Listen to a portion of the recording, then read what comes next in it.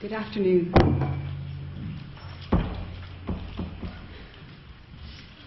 So, hands up, who knows how to play rock, paper, scissors? Excellent, excellent. Hands up, who knows how to play Samut or Angaja? No, just laughter. Would you like to learn how to play it? A few people, excellent, so you can help to teach. Would you like to, hands up, who'd like to learn how to play it? Great. So this is a game from Sumatra. So how are your Indonesian language skills? About as good as mine then? Okay, non-existent. So Samut or Angaja means ant, man, elephant, or ant, human, elephant. So this is ant, and I'm going to get you to do this for ant, so pinky finger out, yeah? This is man, and this is elephant. So pinky out for ant, pointer finger index out for man, and thumb out for elephant. So a little bit like rock, paper, scissors, except that they don't usually count in 1, 2, 3, but we're going to count in. Now if you're going to teach this to children, I would suggest doing it into the hand rather than out, because sometimes what can happen if you're going out? Yeah, you might punch somebody. So we're going to do it into our hands here. Now I'm going to do it up so that you can see me, and it's going to be, this seems really unfair, it's going to be me against all of you. Well, it is kind of unfair, isn't it? But I'm okay with that. So, how do you win? So which beats which? So elephant, show me elephant. Elephant beats man because an elephant is bigger and stronger. For the same reason, man beats ant. It's bigger and stronger, but it's not all about physical strength. So ant beats elephant because he can climb into the elephant's ear. How annoying would that be? Yeah? So are you ready? Will we give it a go? Okay, so a quick practice then. Ant, man, elephant. Ant, man, elephant. Elephant, man, ant. Excellent, excellent. So I'm going to count 1, 2, 3, go, and on go, with your hands up, you've got to do either elephant, man, or ant. Okay? 1, 2, 3, go. Okay, well done, well done. So anybody who has man, hard luck, I beat you this time, so you can put your hand down. Anybody who also has elephant, it was a draw, so you can put your hands down. So anybody who has ant, keep your hands up. Ooh, well done. Good job, good job. So you beat me that time. So just so that we remember it, we'll try it one more time. 1, 2, 3, go. Haha. Tricked you. So anybody who has man, again, you can put your hand down. Sorry, beat you that time. Anybody who has elephant, same as me. Sorry, it was a draw though, it was a draw. And then anybody who had ant. Good job. Second time to play the game and you're already winning. Excellent, excellent. So do you think that was a good game? Easy enough to learn? Yeah. So, was it worth doing though? Yeah. So you may have seen this triangle before. It's used usually in CBT, so cognitive behavioural therapy, where you're looking at the link between thoughts, feelings and actions or behaviours. But I like to use it also for to figure out if something is worth doing. So when I'm designing courses with parents or carers or crash workers, I sometimes use this triangle to think to myself, is what I'm going to put into the course worth doing? Is it going to be interesting? So is there action involved? Do we get to actually do anything? Do we have to think a little bit? So was there action involved in that? There was, yeah. Did you have to think a bit? Yeah, I still have to kind of think, what's next? And does it make you feel happy? Does it make you smile? I saw lots of smiling faces. So does it give you a good feeling? So there are the three. And then I also think, do I want to share this? So is that something that you might teach anybody? Do you think you might teach that to the children? Yeah, it's so simple, isn't it? And then finally I think, does it inspire me to do something? So does that make me want to think about something else? So parents often say, okay, well that's all very well, it's worth doing in all those ways, but you know, how does it link to the school curriculum? And that is a question which scares me, really, really scares me, because actually I don't think that we should be doing anything to link so much to the school curriculum, because the school curriculum, what you're doing in school, is fantastic there, but it's a small part of overall learning. So when I'm doing things like this, I'm thinking about a much bigger picture. I'm thinking about overall learning. But I understand the underlying question is, what's the value? So maybe parents don't necessarily mean how does it link specifically to subjects in the school curriculum, but they might actually be thinking, well, what's the value in this from a learning perspective? Because I'd like to put some extra learning in to the things that I'm doing with my children. So where's the hidden treasure then? Where's the hidden learning treasure? So what do you think? What kind of things are in there when you're doing this? Using your brain, yeah, definitely. So there are some maths things in there, aren't there? So first of all, you're talking about size. So you're talking about ants and humans and elephants. So one is a lot bigger than the other. And then you're talking about comparison. So you're talking about comparing sizes. So they're two mathematical things. Then you're predicting, aren't you? You're trying to figure out what's the person going to do. Maybe you've played this 6 or 7 times and they've done elephant each time. You're predicting, are they going to do that again? And then from that, you're talking about strategy. So if you're predicting that they're going to do maybe the elephant or the ant sign, then you're trying to think, well, what do I have to do to win when they do that? And then you're looking at timing. So we did a count-in, 1, 2, 3. You don't have to do a count-in, 1, 2, 3. And then, I don't know, did anybody feel like, were you thinking, is it 1, 2, 3, go, or is it 1, 2, and then you go on 3? That's usually a tricky thing, isn't it? Yeah, when you're doing these games. So timing is involved in that, and figuring out timing. And then, of course, counting, just simple counting. If you're doing this with the smallies, counting 1, 2, 3 is even maths that you're doing there. So there's more development in just such a simple game like this. You're talking about fine motor skills, so you're talking about coordination and stuff like that. And then you're talking about social skills. So you're winning well and you're losing well, very graciously. Yeah.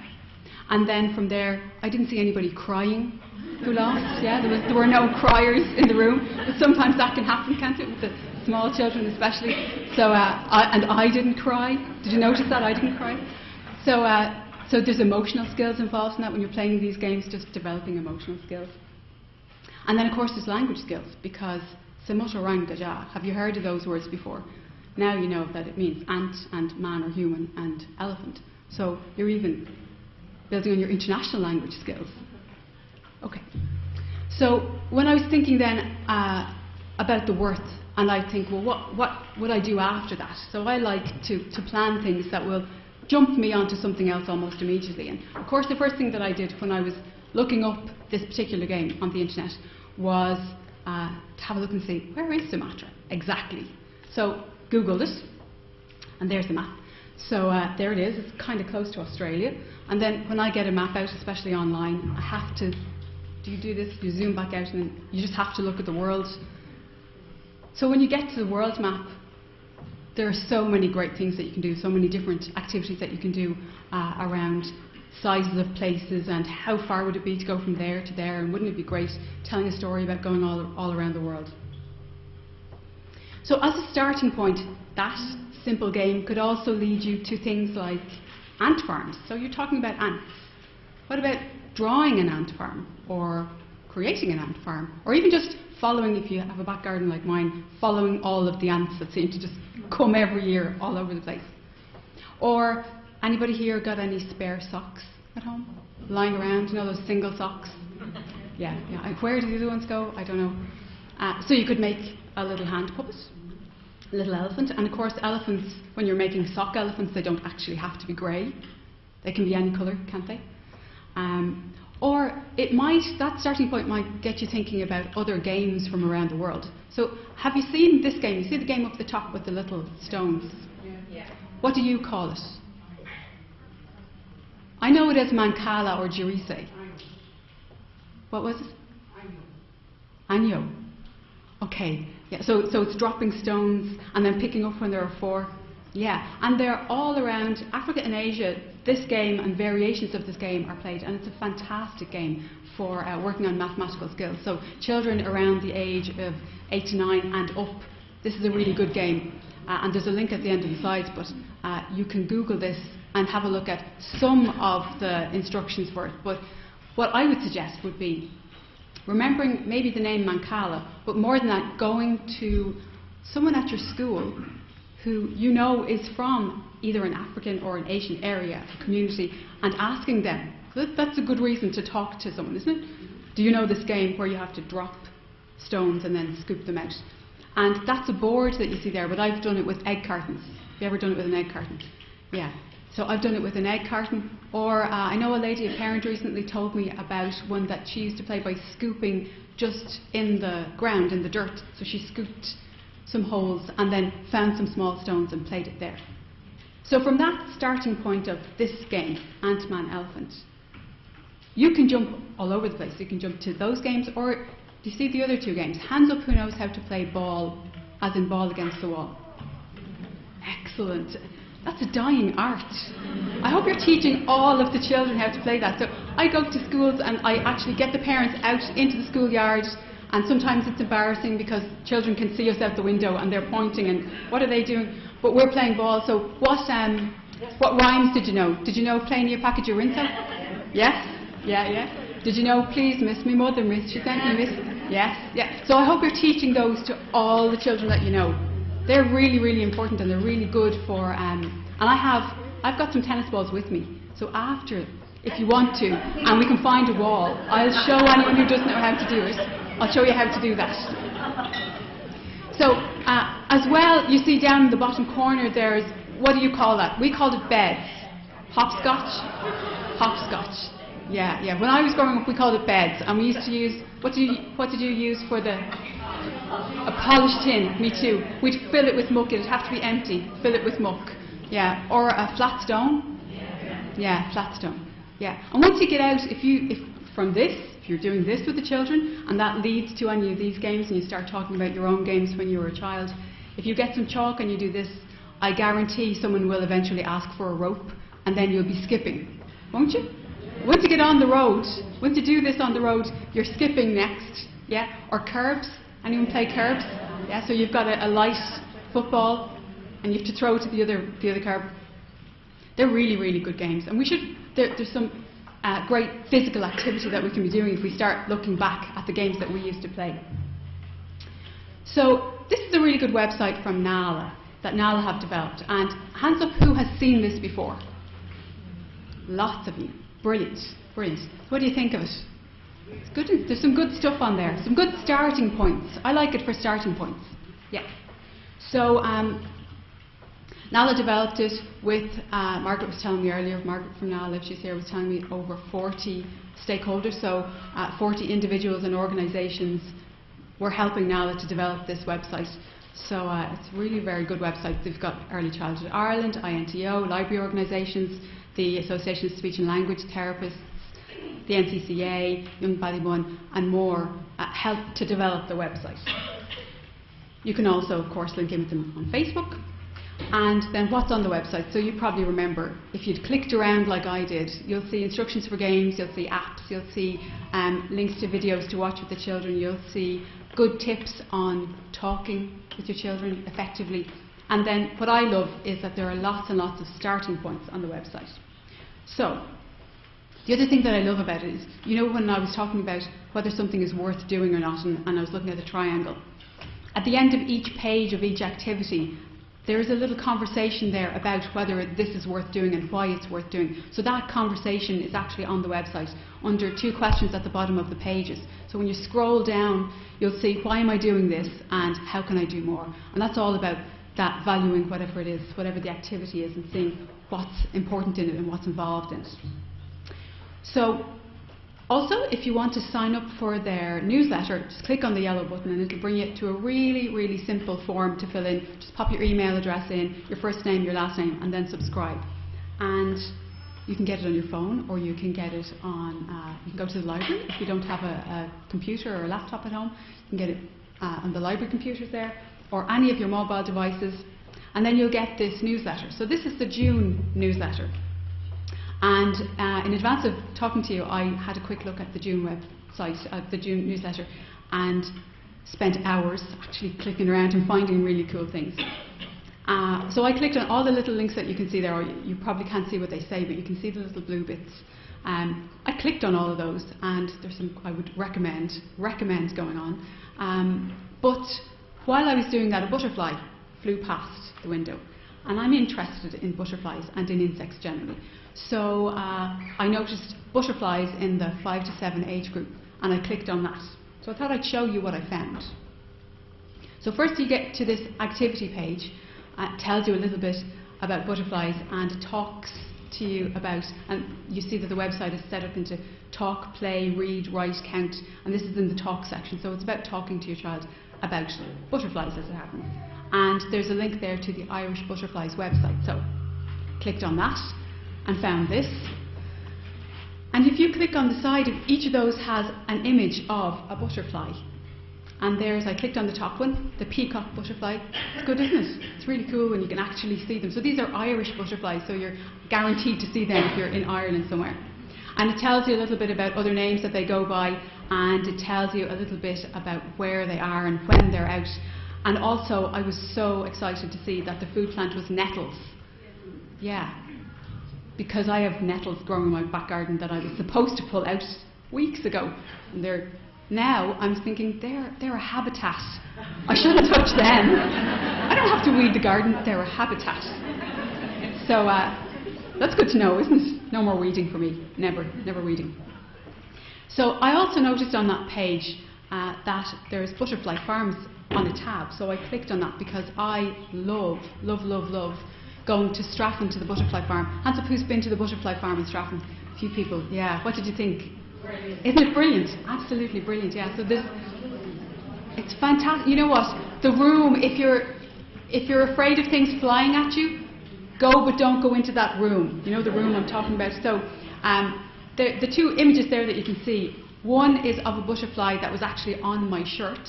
You can see my pink shoes there. So if you go into the butterfly room, it's a humid kind of room, and there are actual butterflies flying around, swooping past you, landing on you. And if you don't like that, which I brought my niece and my nephew at one point, and my little niece really didn't like that. Really didn't like the swooping thing. So she loved all the rest of it. So you can see it's just a small cottage, isn't it? Yeah, and when you go in then there are lots and lots of butterflies and different insects, and you can see tarantulas. So that's worth it, isn't it, just going to see a tarantula. Yeah. So the other thing that you can do as well, while I was there was a guy, and that's not my hand, but actually I did have this stick insect in my hand and crawling up my arm. Yeah, kind of weird, but kind of cool all at the same time. And then the guy had to take it off my shoulder because I started to get a bit freaked out. So you can do that, and if you enjoy insects, that's one way to go. And then the next thing, of course, I'm thinking about this, and I thought, well, I'm going to Google, because I got really into it, you know. I know I was doing research for this, but actually I forgot about that and started clicking on new links. And I clicked on this link, and it shows lots of other stick insects that look like leaves, and I got really interested in this, and then I thought, hang on. Don't you get sucked into the internet sometimes? It's like you look at your watch and then 4 hours later you're thinking, what have I done? Yeah, my whole evening is gone. Who here has Pinterest? Yeah, doesn't that really happen with Pinterest? Yeah, you're pinning all these. I've got hundreds of things pinned on Pinterest, and I think I might have actually done 2 from all of those, from months and months of pinning. And they're great things, but I think the thing is that you've got to stop looking when you find something, anything, and actually do something. Yeah, actually do something is much better than looking for more things that you might do. So to actually, I thought, right, let's go back to the butterflies, back to where we were, and think about what can I actually do. The really simple idea is X's and O's. Have you ever played X's and O's and not used X's and O's? Yeah, so it's so simple, isn't it? So if you know how to play X's and O's or noughts and crosses, pretty much everybody does, then you can just change the X and the O to anything that you like. So here you can see a butterfly and a caterpillar, very badly drawn butterfly and caterpillar, but that's one way of doing it. Or some of the classes that I facilitate, I work with parents in groups that are maths box courses or story bag courses, and we would often have a theme. So you can see there are Wizards and Fairies is one of those X's and O games there, and the other is from Little Red Riding Hood. So that's Aminat and Stacey, 2 of the parents from one of my story bag classes. And we were working on those 2 books, and we were extending the learning from that. And so they decided to make a board game that was really, really simple, so an X's and O board game using the characters and things from the book. So that's really simple, isn't it? You're doing something and you think, well, how can we extend this X's and O's? How could you get more simple than that? Or music. So have you ever made a musical instrument? Hands up who's made a musical instrument. Yeah, good, good. Lots of people haven't. It's so simple. So here's one, it's the one that's up there. It's just a tin with this bit on the top to make the drum. Quite good. What do you think that is? It's a balloon. I just got a balloon and just slit it, put it down and popped a little elastic around it. So simple. Really, really easy to do. So that's your drum. Or the other is just an old cardboard box. You can see the guitar that I made up there. And we do this so when we do courses, either Story Bag or Mathbox or any kind of parenting courses, usually we'd try something musical in there. Because I think music is really important. So if you're on the theme of butterflies, what could you do to do with music? Any ideas? You can make up a song, yeah, you can make up a butterfly song, or you could just actually make up any song or sing any song and fly around like a butterfly. When you're doing this with children, it doesn't seem quite so weird as when you're talking to adults about it. Let's fly around like butterflies. It's actually quite normal when you're with children, isn't it? Not so much with adults. So, but you can create all kinds of musical things. Or you can see I was hungry too when I made these slides. You see up the top. So you're thinking about butterflies, you could extend that to all kinds of things. And these are just a tiny, tiny few. When I stopped looking at Pinterest and actually put them together.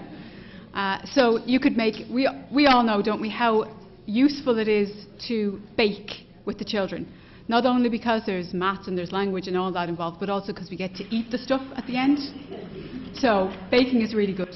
So there's butterfly buns you could make, or you could make butterflies from just snack food, or you could make a butterfly mask, or a butterfly paper plates, or a butterfly kite, or hands up who has squirted paint on a page and folded it in half and then opened it. Yes. Isn't that the best possible way to make a butterfly? Yeah, so simple, in a line down the middle.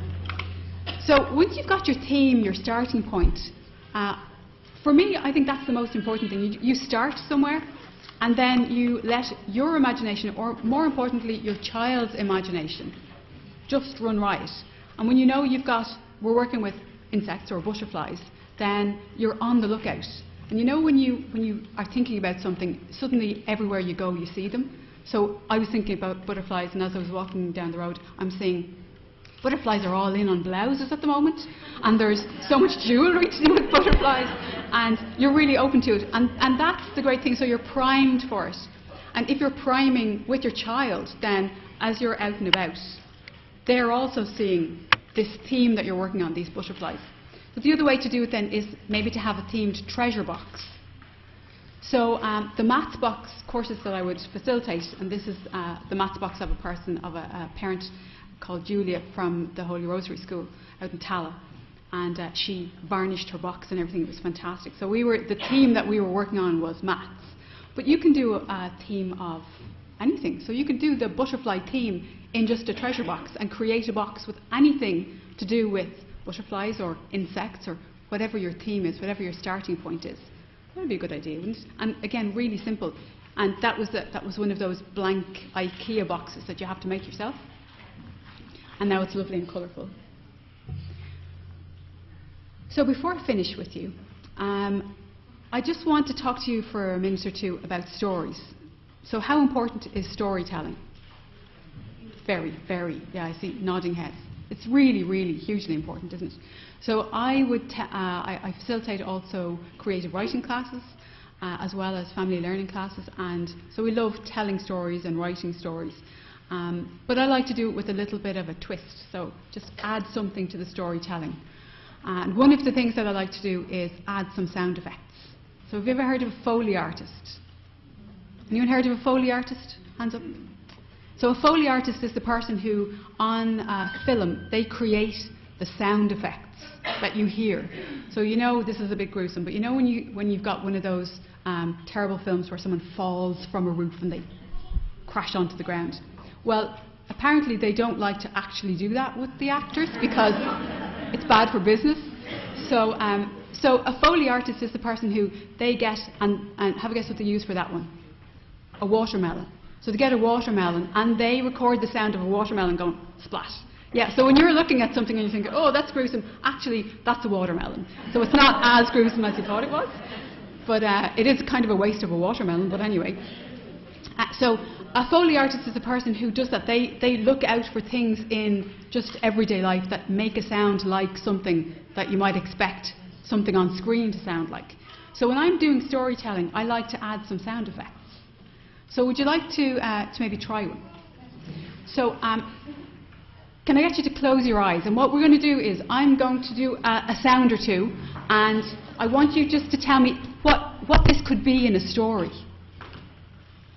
Okay? That's easy, isn't it? That's easy. So close your eyes. Everybody got their eyes closed. Okay. So what could that be? You're telling a story. What could that sound be? Suction. Someone slamming a door. Eating. Slurping. Yeah. Ripping. Trousers ripping. Yeah, that's a good story, isn't it? So we've already got the idea for a good story now. Someone's trousers ripped. That is going to be an emotional story. Yeah, definitely. Okay, so close your eyes again and we'll try it again. So one more thing.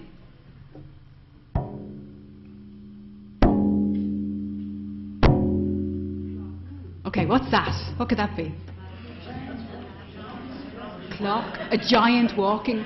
Yeah. So can you're starting to visualize really, really cool things just from these ordinary sounds. So that was the tin again. That was the tin can, and the rip was just a piece of paper. Do you want to try one last one then before I stop? Okay. Good. Close your eyes. Close your eyes.